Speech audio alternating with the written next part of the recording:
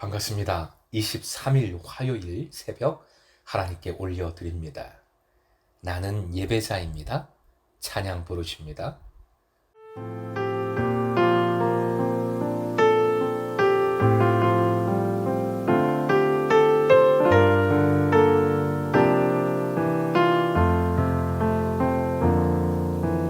나는 하나님을 예배하는 예배자입니다. 내가 서 있는 곳 어디서나 하나님을 예배합니다. 내 영혼 거룩한 은혜를 향하여 내 마음 완전한 하나님 향하여 이곳에서 바로 이 시간 하나님을 예배합니다. 오늘 허락하신 말씀 출애굽기 40장 10절부터 16절까지의 말씀입니다. 10절에서 16절까지 함께 읽겠습니다. 너는 또 번제단과 그 모든 기구에 발라 그 안을 거룩하게 하라. 그 제단이 지극히 거룩하리라. 너는 또 물두멍과 그 받침에 발라 거룩하게 하고 너는 또 아론과 그 아들들을 회막문으로 데려다가 물로 씻기고 아론에게 거룩한 옷을 입히고 그에게 기름을 부어 거룩하게 하여 그가 내게 제사장의 직분을 행하게 하라. 너는 또 그 아들들을 데려다가 그들에게 겉옷을 입히고 그 아버지에게 기름을 부음 같이 그들에게도 부어서 그들이 내게 제사장의 직분을 행하게 하라. 그들이 기름 부음을 받았은즉 대대로 영영이 제사장이 되리라 하시매 모세가 그같이 행하되 곧 여호와께서 자기에게 명령하신 대로 다 행하였더라. 오늘의 기도 제목, 넘어지고 실수해도 주님께 담대히 나아가 다시 충만케 하시는 은혜를 누리게 하소서. 넘어지고 실수해도 주님께 담대히 나아가 다시 충만케 하시는 은혜를 누리게 하소서. 성막 봉헌을 준비케 하시는 말씀이 이어집니다. 동일하게 반복되는 것이 맨 끝 구절 16절이지요.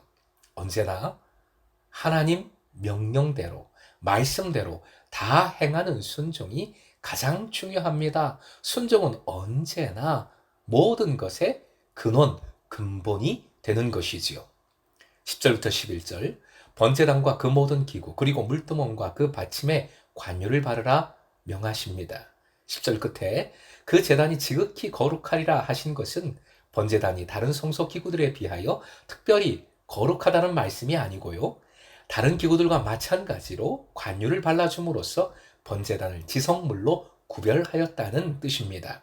12절부터 15절까지 제사장의 성결을 위한 명령의 말씀입니다.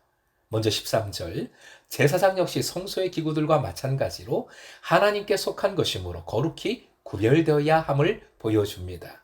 14절 정확히 번역하면 반포 속옷이지요. 대제사장과는 달리 제사장에게 있어서는 이 반포 속옷에 띠를 두르고 관을 쓰는 것만이 정장입니다. 15절 제사장들에게도 관유를 붓습니다. 제사장이 되는 자격이 인간적인 덕성에 기인한 것이 아니라 하나님께서 그들을 거룩한 자로 인정해 주셔서 제사장으로 세우시는 것임을 말씀은 강조하고 있습니다. 제사장의 정결 의식은 육체의 정결을 위함만이 아니지요. 육체의 정결을 통한 영적 정결, 성결을 상징하는 의식입니다. 구약시대에는 영적인 의미가 외형적이고도 의식적인 규례나 행위로 표현이 됩니다. 그러기에 이러한 외적인 의식 속에서 우리는 그 외적인 것만 볼 것이 아니라 그 속에 담긴 진정한 영적 의미를 이해하는 것이 더욱 중요합니다. 왜냐하면 그렇지 않을 경우 모든 외적 행동은 단순한 형식에 치우칠 우려가 있기 때문입니다. 형식주의에 빠지게 되는 것이지요. 예수께서 이 땅에 오셨을 때 가장 완강하게 거부한 이들이 바리새인들이었습니다. 사실 바리새인들은 유대인들에게 있어서 가장 존경받는 이들이지요.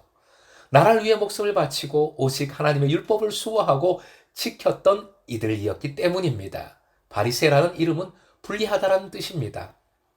그들은 하나님의 율법대로 말씀대로 철저히 분리하는 삶을 살았습니다. 정한 것과 부정한 것을 분리했고 거룩한 것과 그렇지 않은 것을 구별했습니다. 유대인과 이방인을 분리했고 율법과 율법이 아닌 것을 철저히 분리하여 자신들은 언제나 하나님 말씀의 수호자로 자처를 했습니다. 그리고 장로의 유전이라고 해서 하나님의 율법에 더 자세한 시행 규칙들을 만들어서 지켰습니다. 더 세밀히, 더 온전히 하나님의 말씀을 철저히 지키겠다는 것인데, 그런데 이것이 형식주의로 흘렀지요. 이를 통하여 바리새인들은 자신의 권력을 세워나갔으며 다른 사람을 판단하는 기준을 삼았습니다. 결국 그들의 율법 준수는 형식화되었고, 그리고 외식으로 치우쳤기에 결국 자기들의 권력과 욕망을 유지하고 채우는 도구로 율법을 삼아버렸지요. 예수님은 그들의 악한 외식에 대하여, 이런 죄악에 대하여 이렇게 말씀하셨습니다. 마가복음 7장 9절이요. 함께 읽습니다. 시작. 또 그들에게 말씀하셨다. 너희는 너희의 전통을 지키려고 하나님의 계명을 잘도 저버린다. 그들의 열심은, 하나님 율법, 말씀에 대한 열심은 결국 하나님의 말씀을 오히려 저버리는 일이 되었다 말씀하신 겁니다. 구체적인 예를 들어서 말씀해 주셨지요. 조금 긴 말씀이지만 제가 읽겠습니다. 마가복음 7장 10절부터 13절까지입니다. 모세가 말하기를 내 아버지와 내 어머니를 공경하여라 하고 또 아버지나 어머니를 욕하는 자는 반드시 죽을 것이다 하였다. 그러나 너희는 말한다. 누구든지 아버지나 어머니에게 말하기를 내게서 받으실 것이 고르반 곧 하나님께 드리는 예물이 되었습니다 하고 말만 하면 그만이라고 말한다. 그러면서 아버지나 어머니에게 그 이상 아무것도 해드리지 못하게 한다. 너희는 너희가 물려받은 전통을 가지고 하나님의 말씀을 헛되게 하며 또 이와 같은 일을 많이 한다. 부모님께 돈 드리는 것이 싫어서 물려받은 전통으로 핑계 대기를 이 돈은 코르반, 즉 하나님께 드리는 것입니다 하면 부모님께 드리지 않아도 된다는 것이지요.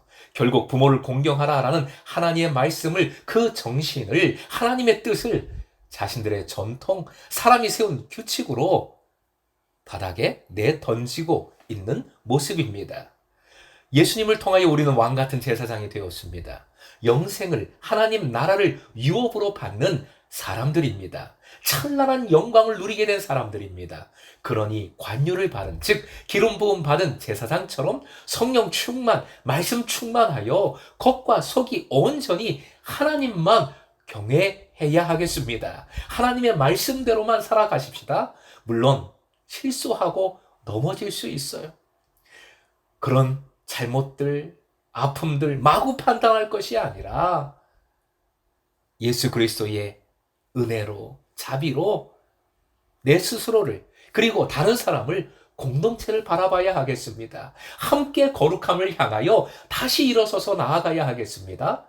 물두멍에서 손을 씻고 몸을 씻고 그리스도의 보혈을 덧입어 담대히 제단으로 함께 나아가는 것이지요. 히브리서 4장 16절 함께 읽겠습니다. 시작. 그러므로 우리는 긍휼하심을 받고 때를 따라 돕는 은혜를 얻기 위하여 은혜의 보좌 앞에 담대히 나아갈 것이니라.